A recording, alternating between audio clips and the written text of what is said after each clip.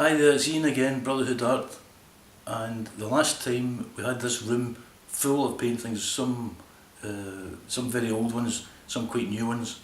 The place was full of them, still a few left up on the wall there. And I wanted to talk a wee bit more about this difference between pictures, photographic pictures and abstract pictures or paintings, because a lot of people get really wound up about this and say, oh, I can't make out what that is, I can't see anything, and unless it's something recognisable, they just feel a kind of aversion towards it. So I wanted to show you a wee example of why, for a lot of people, including myself, the opposite is true, that I don't really want something on my wall to be so representational that it might as well just be a photograph. So I've got a wee example here. There's a Highland, if you type Highland Cottage into Google, and then go into images, then the most common one that it comes up with is this place here. Now you don't have to be able to see this in any great detail, just an overview of it would do, but this place is called Blackrock Cottage. It's up in the Highlands near Glencoe, and it's probably one of the most photographed and painted Highland cottages there are. Very, very common on photos and postcards and that type of thing. And if I scroll down this page here, I don't know if you can see this, but same cottage shot from the same angle with the big mountain behind it. I think that's Buccleuch of Moor, I think. I'm not very good in mountains, but there it is, in all sorts of different weather conditions. And then probably the most photographed rock in the whole of Scotland is this big boulder here. You see it cropping up again and again and again. There's a painting.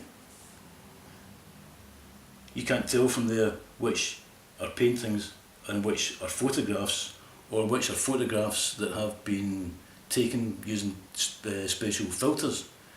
And that's when it all starts to overlap and it becomes pretty much the same thing. There's nothing wrong with it. I'm not criticising any of this work or any of these photographs, but it just goes on and on and on. And these are not doublers, they're not duplicates. These are all individual paintings and photographs. Right? So here's another one here. Same cottage from that big book we looked at the last time. This one here. Here it is again. Blackrock Cottage, and the big boulder isn't there this time, but you've got a rainbow in the background. You can still see the big mountain. Nice photograph. But look at the next page. This is a double spread of Loch Moy, sunset over Loch Moy, from which the River Speen flows to Loch Lochy. There you go. Now, this is just completely different. If you go right in on it, you can make out detail of mountains and the sunlight breaking up here. You can make out the water at the edge of the loch. There's a wee detail there. I don't know, it might be the prow of a wee boat. That's maybe a wee island with some trees on it. But overall, that could be an abstract. Big blocks of quite subtle colour. This brown here starts to get orange tinges, a wee bit kind of purpley and mauvish, and then into the bright sunlight, and then the cool snow on the mountains there, a wee touch of blue and purple. The more you look at it, the more you get sucked into it, the more you want to see, but it's not as detailed as any of those images of Blackrock Cottage, and that's really the difference. This is closer to what I'm trying to get, although it's not as abstract as I do these seascapes and landscapes and so on. But the general idea is to get rid of detail. Try and simplify it, try and reduce it. Even here, you've got the line of the mountains, you've got the line of the clouds, you've got the line of the water. They undulate more or less. But what happens when you reduce that undulation, when you reduce it right down to just straight bands of colour and light, then you get much, much closer to what these abstracts are like.